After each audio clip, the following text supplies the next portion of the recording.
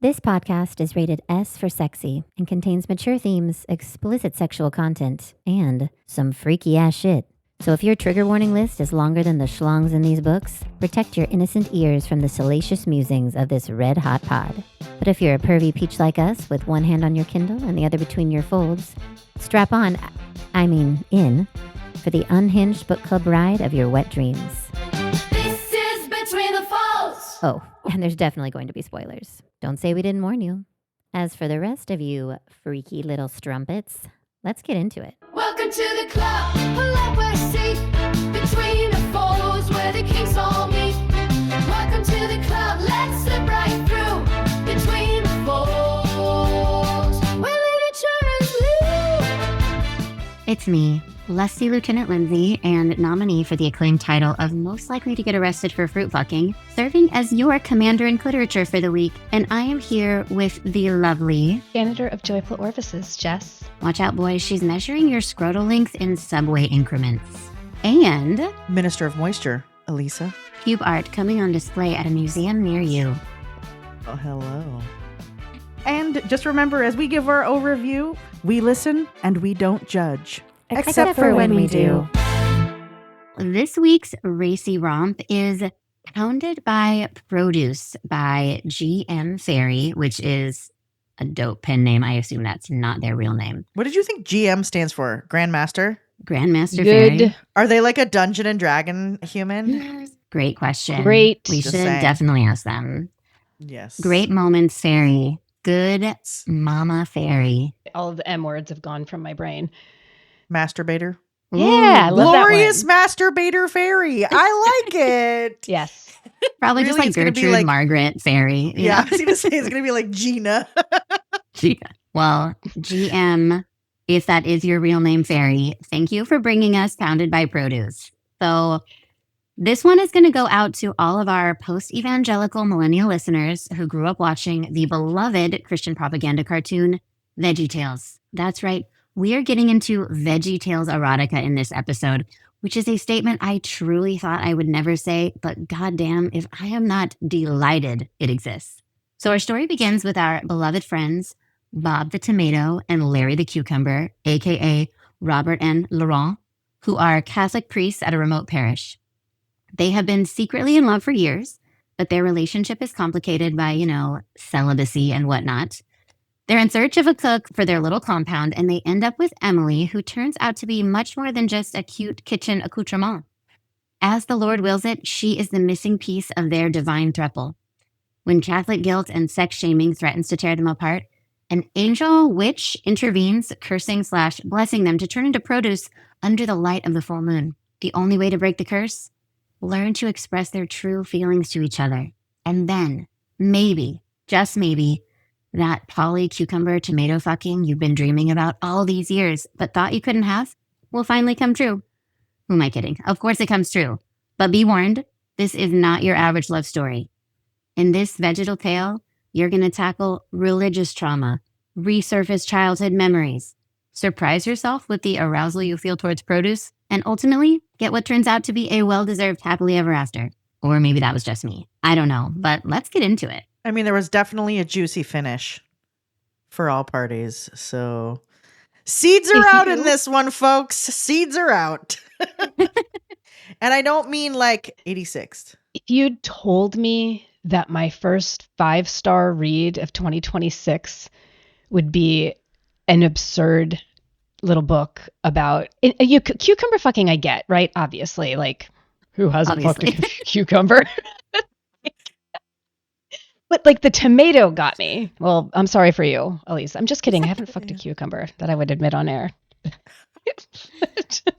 The tomato, like, I wish I had recorded myself describing to my husband what went down in this book. Like, it was like the first 25% of it. And I was just like telling him, like, look, listen to this delight of a story. And I tell him, like, these priests, one turn into a tomato, one turn into a cucumber. And he had the same question I did. What the fuck do you do with a tomato? And he's like, you just rub it? And I said, well, yes, Eric, as one does. That is what you do with the tomato. And I mean, I'm open now. I get it. Okay, but I have to know, Elisa, because Yeah. I know Jess did not grow up watching VeggieTales. Have you ever seen VeggieTales, the Christian cartoon? Never once in my life because I'm too old. Sorry. Well, you guys, I stopped you really watching missed out. cartoons when I was 9. Okay, but did you go to Sunday school? Ma'am, do I look like I went to Sunday school? Okay. I don't have repressed Catholic trauma, so I'm good over here. No. Okay, well, let Jesus, me just she's got say a different flavor of trauma. Yeah, exactly. Mine's totally She's different. got hippie just trauma. Not religious. We've got religious trauma. So when you go to Sunday school, you watch VeggieTales way past 9 years old. So this is like prime content for Protestant churches across the country. I don't know if the Catholics watch it too, but out here in Protestant land, we watched a lot of VeggieTales. And this whole book is full of references to VeggieTales, very specifically the subset Silly Songs with Larry. And that just really adds this extra level to the ridiculousness of this book. Did you ever watch? I put it in the chat. I put in the chat about the Silly Songs with Larry. Did you guys watch it? Yes. I could not get over how this literally is like fan fiction of VeggieTales. I also want you to know I got 0 text about this. I swear I put it in the unhinged group chat. Oh, you put it in the book club chat. I thought you meant in Between the Folds, and I got I got piping hot down there about it. I would okay, never. So I didn't do my homework. I'm so restrict sorry. Silly Songs with Larry from you. I would never. I will listen to it immediately after this podcast. Okay, thank you. It's really gonna. It's like it's like when I read of Monsters and Mazes, but I hadn't seen Labyrinth. It's like I was missing something. Like there's a depth that I lacked when I was. It's like I didn't the know book. what a tomato looked like until I watched VeggieTales and could picture it singing at me, and then I was like, oh, I could totally rub that on me. Exactly. I get it now. Right? This religious tomato. Do I really want to watch this now? I mean, you really do. You really do. And then I want you to picture Lindsay as a middle schooler lip syncing to "Oh, Where Is My Hairbrush" in front of her entire school. And I'm pretty sure we won second place. So I just want you to hold that in your mind as you are watching VeggieTales and then as you're rethinking about the memories of this book. Oh my gosh. I can't wait. This is going to be exciting for me. This book, it is such a delightful, unhinged read. I mean, it is absolutely absurd and ridiculous. And also, it is hot. I mean, there are definitely some one-handed scenes in here. There were some things that did make me like kind of think. I think it was making me feel a lot of things. And I was like, but you're reading about cucumbers and tomatoes, or one cucumber and one tomato. I fucking loved it. My favorite sex scene, my most rereadable, was the 2 priests walk into a confessional scene. Yeah. I thought that scene was hot. I thought it was great. That scene was really hot because I think there was so much lead up into it. You already knew that like when they were younger, they had like jerked off in the same room and that there was the tension between them. And then when they got to go, it was lovely. For like a short book, they were still able to build the tension between the 2 priests. Like you could feel that they loved and wanted each other. Even in like a short number of pages, I thought the author did a really good job with that. And when they are both like jerking off separately in their confessionals together, I was into it. It was like the Good. heated rivalry of Catholic produce. It was so weird.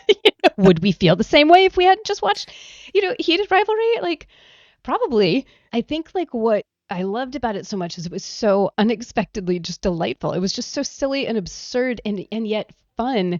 And I just wasn't expecting that, right? Usually these books, they kind of lean towards so ridiculous that you're just reading them to laugh at. And also, honestly, like the book is called Pounded by Produce. Maybe it's because I didn't read anything else about it. I kind of figured that by the title I knew what I needed to know going into this book.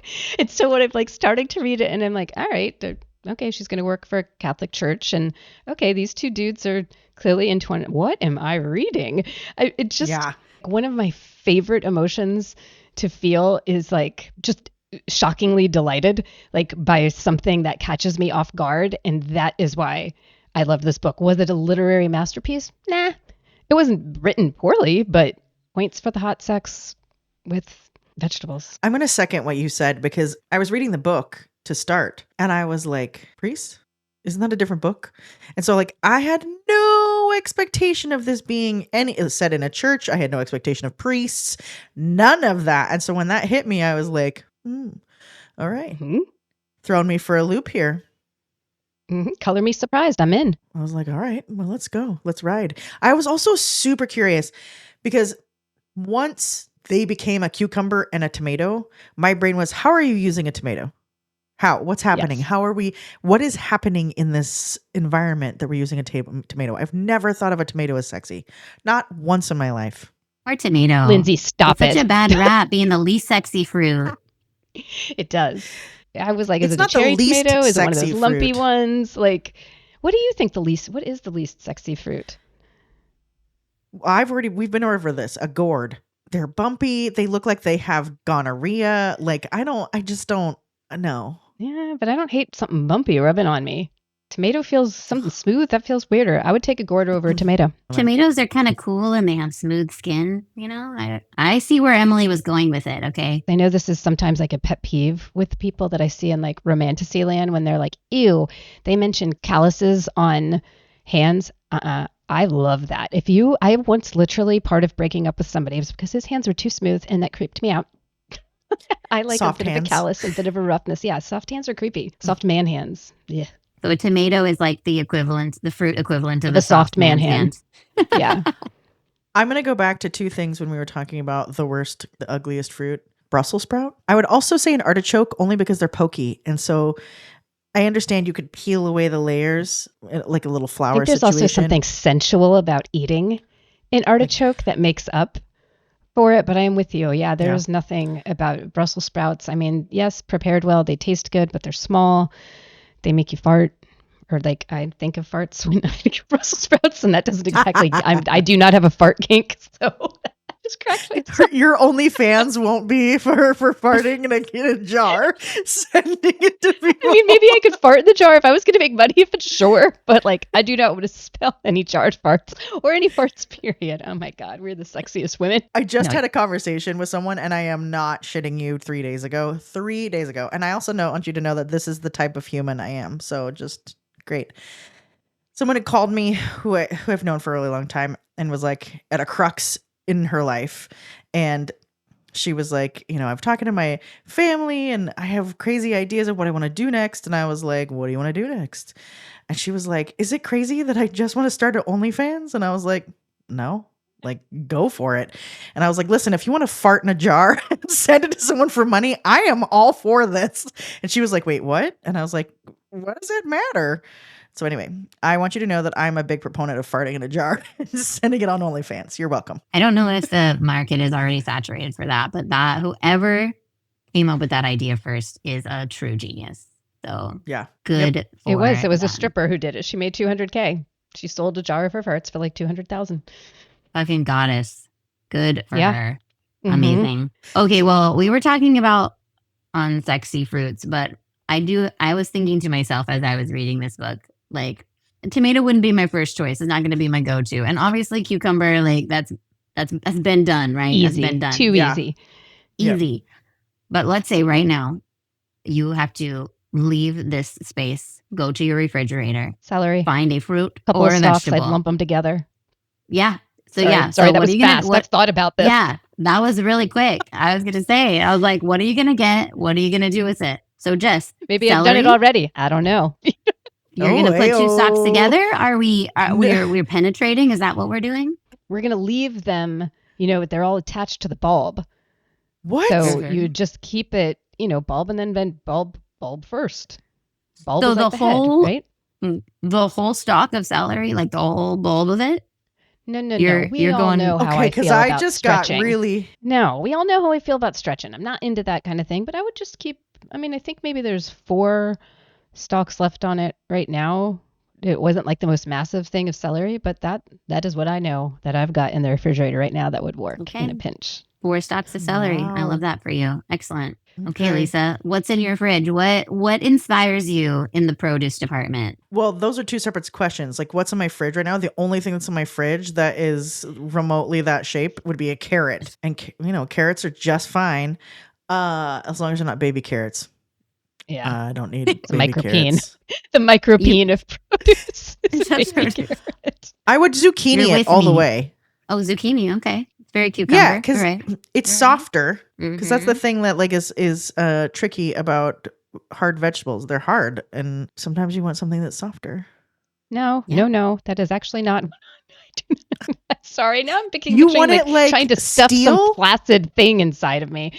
I don't mean like soft. I mean softer than like completely like steel rigid. Jess is going celery ribs for her pleasure. You're going Because then you could like twist zucchini. it around like this, and maybe I do have a date with some celery stalks after this. I will say the internet does not support putting fruit in your business. Bad for the pH. I thought about this too because I was thinking about tomatoes and cucumbers, and my thought was, I'm gonna get grapes, and I'm gonna pop them in one at a time, but then I'm gonna pop them out, and then I'm gonna feed them to my partner. That was my inspiration behind sexy produce. Get a little grape vaginal pop. I clearly need to do more Kegels because I do not think I could physically do that. You think you could do that without popping the grape? Yeah, Oh yeah. for sure. Maybe mine are too strong because I'm just Yeah, picturing like trying to pop them out and then just like crushing it like a walnut. Like, who is that guy who said he could crush walnuts with his butt?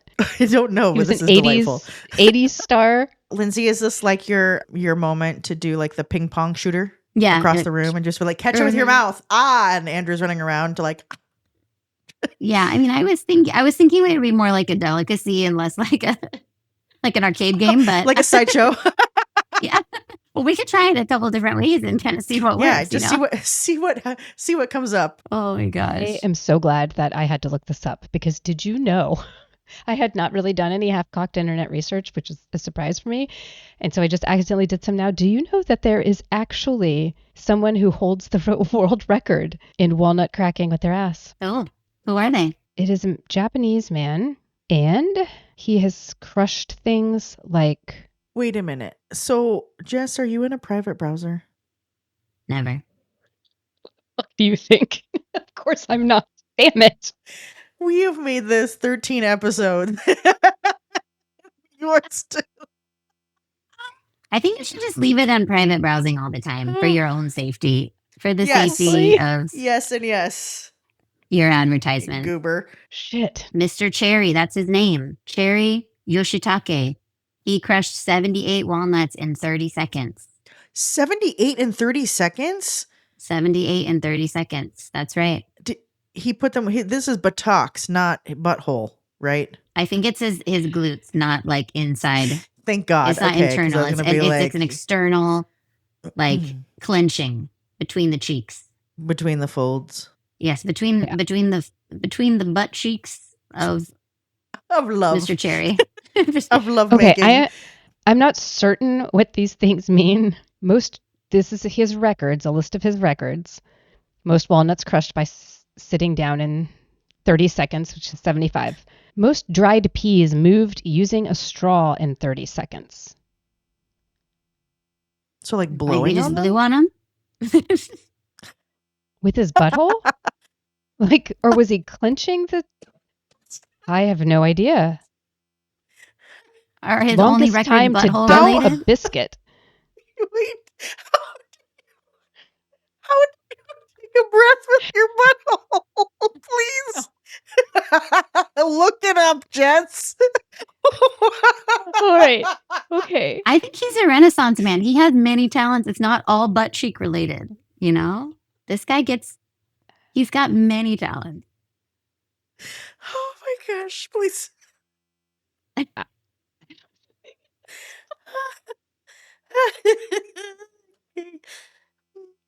I'm back. dying. And now also it's something he created a notable shrimp technique to crush these walnuts with his butt. Shrimp technique. I like to think that my glutes are pretty strong, but I feel like, walnuts have a really hard shell. And if I crunch them, I feel like they're going to poke me and I'm not going to like that.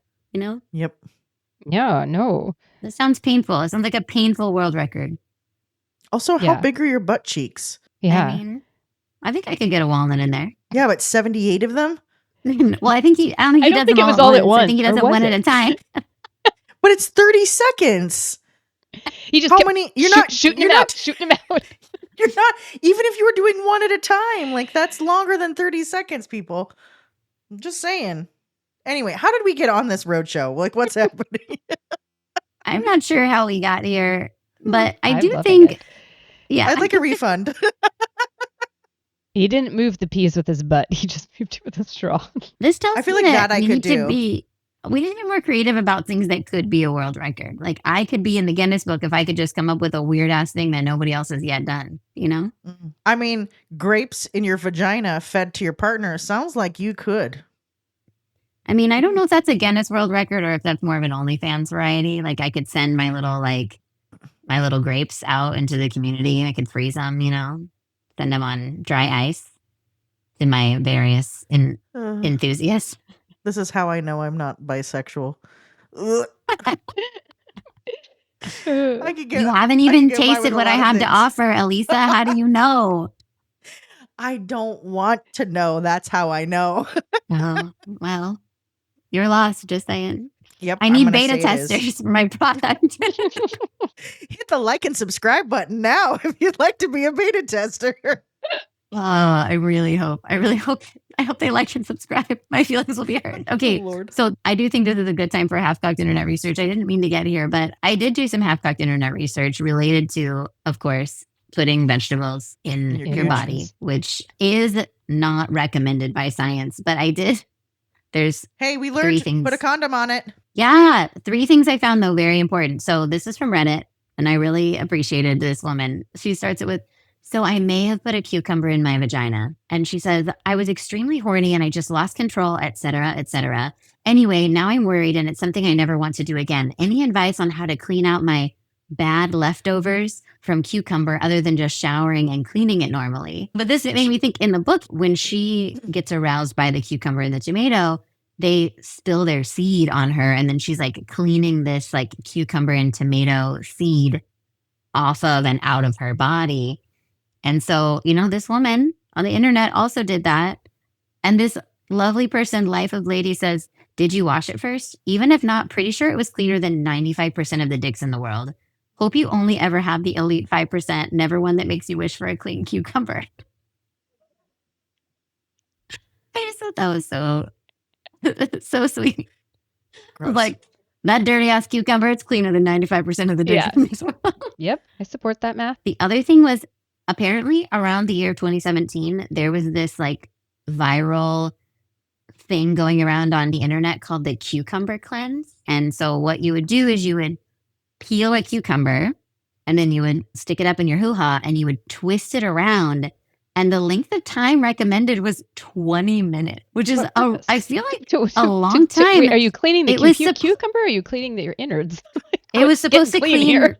It was supposed to clean your vagina. Allegedly, people were saying that, you know, it would like balance your pH and it would like help with smell or whatever. And of course, all of the healthcare providers were like, absolutely not. Do not stick a cucumber. This is where the Maha movement was born, isn't it? Yeah. Yeah, I was gonna say Exactly. RFK approved. The cucumber cleanse of 2017. This was happening on Epstein's Islands.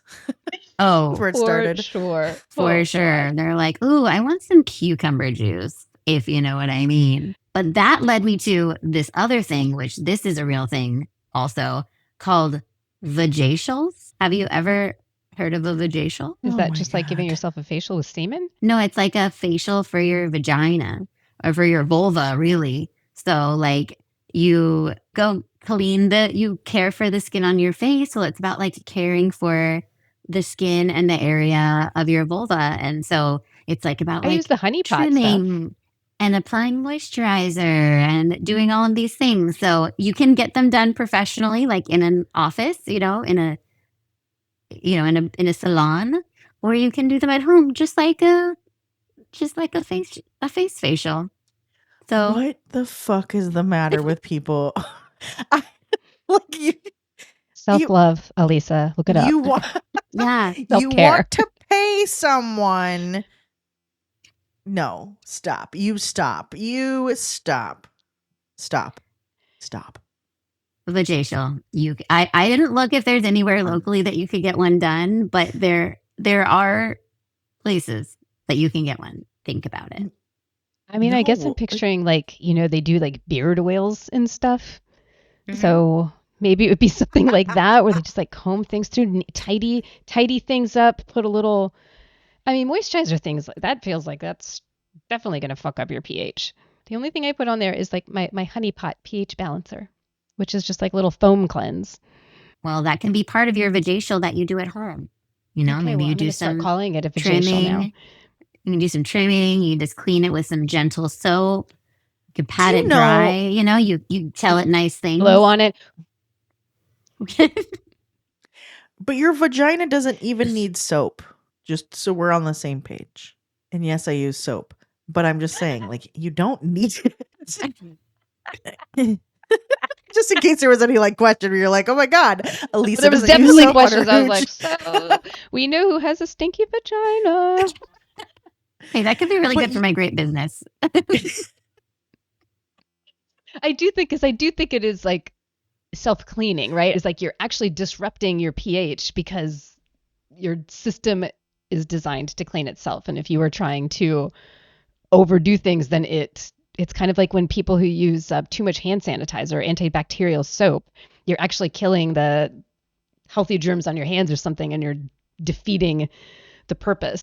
Do you know, have you ever done a butt coffee enema before? A coffee enema? Yes, this was a craze for a while, and somebody in my life was doing it, and I was like, nay, I draw the line with that. I mean, I've never done an enema either, but yeah, no, coffee enemas were like a big thing for a while. They were a thing. I don't know who you people hang out with. I do not hang out with these people. Also, I think I coffee want to go enemas are back. still a thing, actually. Your vulva does not need soap to stay healthy, and it can cause irritation, dryness, and infections. The vulva, the outer genitalia area, is self-cleaning, and the vagina inside should never be washed with soap. Thank you. Listen, Right I now don't I'm worship. picturing like somebody taking a bar and trying to jam it up their vagina. Oh my God, can you imagine? Well, that's how they got the cucumber out. Little bottle brush, just, scrape those insides. Oh, no. Ouch. So anyway, I was just thinking, if my great business takes off, I'll see if Well, I that get would any work. various feedback. Again, like and subscribe now. Yeah. Follow along. Upvote if you want to see more of this content. One of the quotes that I pulled from this, because this is a new one, right? We've talked a lot on this podcast about like various ways like that authors refer to vaginas. This was her warm and wet treasure. And as somebody who actually really loves the word treasure, I kind of love this. So I think I'm going to start calling that my treasure, my crotch Would you like treasure. to get in my treasure box? Honestly, I kind of love that. That might be my new favorite euphemism. I personally loved so many lines in this book. I highlighted many that I thought were a delight. Well, actually, this kind of caught my eye looking down at this because it makes me think of this conversation. Besides, I didn't enjoy mutilating vegetables. I somehow made them burst, and I had to clean cucumber and tomato gunk from my crotch. Okay, maybe I liked cleaning that up and even tasted a little bit of it, as weird as that sounds. But I'll need to head to the pharmacy at some point to figure things out. I respect the realism. She's like, you know what? I had a good time, but also this Problematic. This is a condition. The way this was written kind of conversationally just made me laugh. Like another one, she's talking about how hot they were, how they're the hottest men she's ever seen. And she's like, how dickish of them to resign to a life of celibacy with looks like that. It's just selfish, honestly. Yeah, her internal dialogue in the book I thought was pretty charming. All the little thoughts she would have to herself. There's one she said, and then here I am, a random girl rubbing their vegetable bodies all over me like a horny teenager. Their love story seems poetic and tragic, like Achilles and Patroclus, but adding me to the mix makes it seem more like some corny smut bubble. I thought that was fun too, because it was also like a little bit self-referential. Tongue-in-cheek. Yep. Yeah, Totally. yeah, I thought that was fun. Lorenz was like that too. So this is like going into the treasures. So this was Robert's point of view. I want to be closer to witness as Emily inserts Laurent into her warm and wet treasure. As if this is truly a gift from God instead of a curse, Emily lowers me, my skin slipping across the moisture rising from her pores. Her heat radiates from her core, beckoning me like a siren song. There's no room for shame. I'm a tomato after all. This isn't real. The saintly rules don't apply here in this other universe where the three of us ended up. I just love how like they like talk these through and they're just like, yeah, this is ridiculous, but I'm going with it. And I think that was part of the just utter delight of this book. Yeah, when Laurent was in his cucumber form, he said, God, do I want to be in her mouth, to feel her lips on my green skin. Maybe God isn't sinister. Maybe he's giving me exactly what I want, except as a cucumber. Weird, but God is known for doing some weird shit. He did make a donkey talk teach some poor chap a lesson. And then he says, praise the Lord for whatever is going on right now, because God, do I fucking love being a cucumber. I couldn't help myself. I giggled all the time. As he said, God has no domain there. One of my favorite quotes was she goes into the confessional and she's like, I just need someone to tell me what to do. And then she hears the priest, on your knees. And I was like, oh, I literally was like, hello. And then she goes on to say, on your knees. He's impatient. His voice is gravelly and low, just above a whisper, but with enough power behind it to get me to do a backflip. It's like, yep, you say that to me, I'm on it. I'm going. You're like, yes, sir. I don't remember which guy's point of view this is, but he returns his attention to Emily. My point is, this thing between the three of us, he motions, it's stronger than anything I've ever felt. It almost feels like the pull I felt from God when I joined seminary school. Maybe this is a gift. I'm not sure why he chose to turn us into vegetables, but if I'm a tomato, I'm not a man of God. I'm just a vegetable, and veggies can't sin. And I was like, isn't that religious thinking at its finest? Yes, it is religious Come up thinking with at its finest. justifications as to why I can do whatever the fuck I want. I saw that and I was like, I kind of want that like as a bumper sticker. Like, I'm just a veggie and veggies can't sin. Yeah. It's like a vegetarian's bumper sticker. You are what you eat. I'm just a veggie and veggies can't sin, you know? This is a little more serious, honestly, but I relate to this. And this is from Emily's point of view. And I think she's talking to like the witchy lady again. And she's like, I've witnessed so much life that everything seems even more confusing. The more I see, the less I know. I liked religion growing up because it gave me answers, but it no longer seems that way. Maybe I like religion just for the familiarity, to feel like I belong. I think that would be enough for me, just following the motions. I don't think it's enough to judge or condemn others for living their truth instead of believing other people's wishful thinking. And I really did think that line was deep, because that is what like religion is. So many of us like gravitate towards religion, and because like human beings have a really hard time with uncertainty. And so it's like they had to create this story of an afterlife and all of that. And I just think we humans are just so terrified of not knowing things. And I think that in that sense of belonging, I think that's what draws people to religion. Elisa snoozed because she was like, oh my God, are they talking about religious stuff again? No, she's like, stop it. Oh my God. Enough with your church nonsense. Oh. So I am not typically a casting couch person, but for some reason, I think just because there's like a lot of like priest related content out there in the world, I totally had a vision for who I would want to cast in the roles of this. Lay it on us. We had Hot Priest from Fleabag, if you know what I'm talking about. And if you don't know what I'm talking about, you have to watch what's his Fleabag name? immediately. Jude Law from, young Pope era, right? And then for Emily, I got like Sydney Sweeney or Amy Lou Wood. She's the one with the cute little gap tooth. I just felt like she would be totally down with some produce. Oh yeah, Amy, yes. Amy Lou Wood. She's in sex education. I just thought, I was like, I have it in my mind. These are the people. These are the ones. Be perfect for this. So you said Andrew Scott and who? Jude Law. I would go just because he's really hot. Miles Teller. I don't know who that is. Yeah. Oh, he is the new Top Gun. You don't know who that is? Yeah. Oh my God, he's so schmexy. I'm a Miles Teller fan too. Yeah. Oh, I like his cute mustache. Right.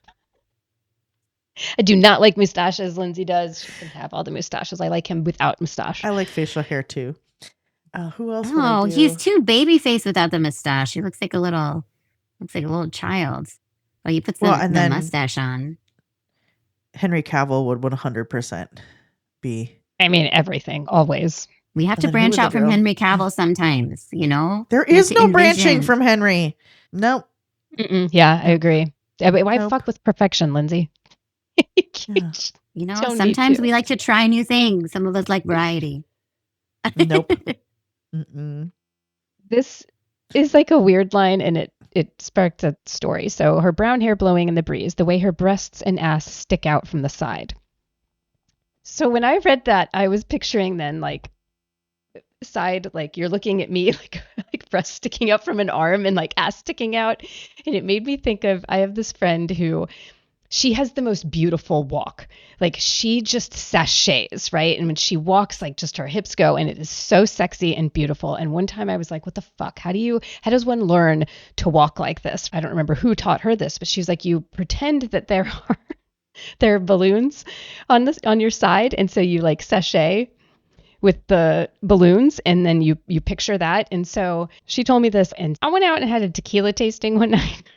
I was a little tipsy and I was walking home and I was trying to sachet and walk sexily, except I fucked up in my head where the balloons, like picturing where the balloons were. And so I'm going to have to stand to show you this. So what I was, I guess, supposed to be doing, right, is the balloons are supposed to be on either side of your hips. I was picturing the balloons here and here. So I was going like, just walking down the street, going front to back, front to back. I love that about me. My fucking wonky ass brain and the weird things. I love that makes about me you do. as well. I'd like to know how that was received on the street. I know. I made it home, got some cat calls, or maybe they were, "Are you okay?" Whatever. Maybe they thought you had an itchy vagina and you're just like, whoa. Or like, my girl's got a strong wedgie. Like, we are concerned about her. Use some soap. I think it's time for some moans and groans. What are the people saying? Are they saying the same things as us? I think they are. Well, I have one. Summer, 4 out of 5 stars. Oh my heavens, what did I just read? Cry emojis. I can honestly say meal prep, particularly salad preparation, will never be the same again. Was it spicy? Yes. Did I like it? Also, yes. Will I be able to look at or watch VeggieTales again? Probably not. Will I be reading more stories by GM Fairy? 100% yes, most definitely. Dear GM Fairy, I don't know if you ever read your reviews, but if you do, please write these types of stories. Your books are gloriously fun and fantastically unhinged. Sincerely, one of your devoted fans. Could not agree more, Summer. Yes. This one, I don't remember who wrote it, but it just made me kind of laugh because it took itself way too seriously. This was a nice book, not too much spice. And I'm not sure what book she was reading. Not too little, and enough story to keep it going. I loved that it switched between perspectives, although I could have used a bit more Robert in the mix. Not me. Robert was boring. His internal fight would have been a great read. I know it. But otherwise, I was happy with this one. Really great background storylines that made sense. So that was a plus. My one negative is that I want to know about Gail. What is her evolution in the church? And I want to know if she's searching for happily ever after or if she's found it already. For a side character, she has gusto. She left me wanting more. All in all, wonderful writing, and I am looking forward to reading more from this author. Okay, I feel like 2 people wrote that review for just a second because the first part is like medium spice. Yeah. Okay, I'm not sure that I would say medium spice. And secondarily, the second part is like, oh, Gail, what a religious icon. I need to know more. Like, it was baffling confused. to me. Yes. She was such a tiny side character. Like, Gail was fine. I know Gail went on her own journey, you know. I thought she really Maybe came around. Gail was fucking the Brussels sprouts on her own little journey while that's what her vacation was. She was about She was having anal with Brussels sprouts. My favorite was Biblio, 5 stars. Proverbs 15:17. It is better to screw vegetables with those who love you than to screw meat with those who hate you. Or something like that. This was everything I wanted and more. The Veggie Tales we needed. So good. Love it. Also, Killy, 1 star. I knew this was giving Veggie Tales fan fiction, but I didn't realize there were going to be direct quotes. Forget you ever saw this on my Goodreads or else. Loud and proud over here. Exactly. I also I'm gave telling it 5 everybody about it. stars. I haven't felt this titillated by an unhinged book since this all started with my fascination with tentacles. This book is interesting. If I think about unhinged books, right? So unhinged books that we've read, like really unhinged, not like the hottest smut books that we're reading that have happened. But like if I really think about random unhinged books, I would say that this is probably the most well-written. I just was curious as how you're going to use a tomato. But other than that, I actually thought, like overall, it's a pretty darn good unhinged smut book. If it's in the vein of smut in general, no, I don't. I'm not going to read that again. But I think just as an unhinged book, pretty darn top tier. Yeah, I would say I would definitely read more by GM Fairy for sure. I am going to put them up with who I think is the queen of unhinged smut, Holly Wilde, my favorite, the illustrious Halloween. And she's written a variety of others. I have read many of her novellas. So I'm putting GM Fairy up there with Holly Wilde, who is my number one. So I'm excited to read more. Very impressed. So let's do a consensus. How many chilies we're going to give this? Maybe 3?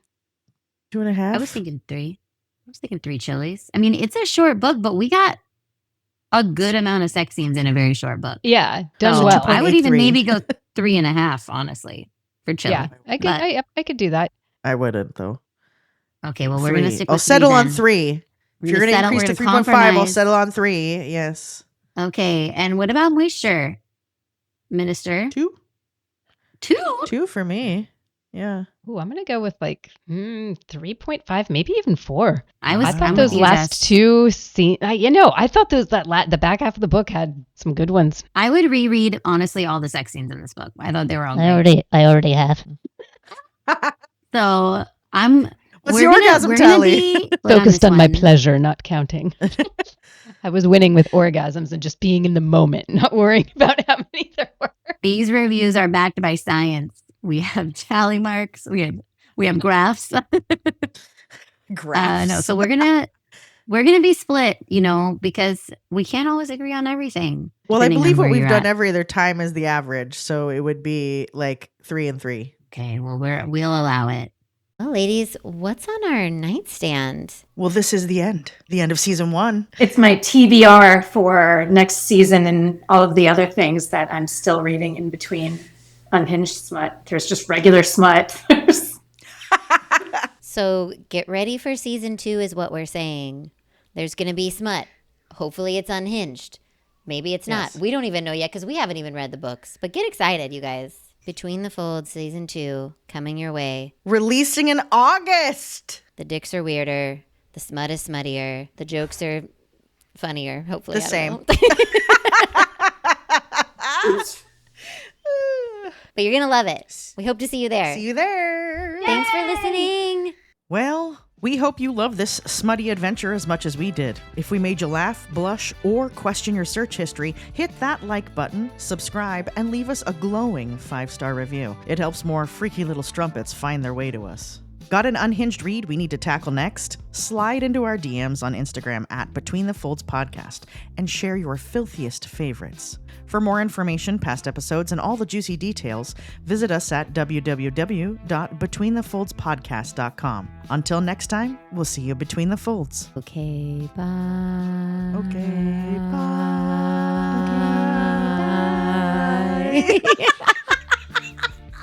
Welcome to the club. Pull up a seat between the folds where the kings all meet. Welcome to the club. Let's slip right through between the folds where literature is legal.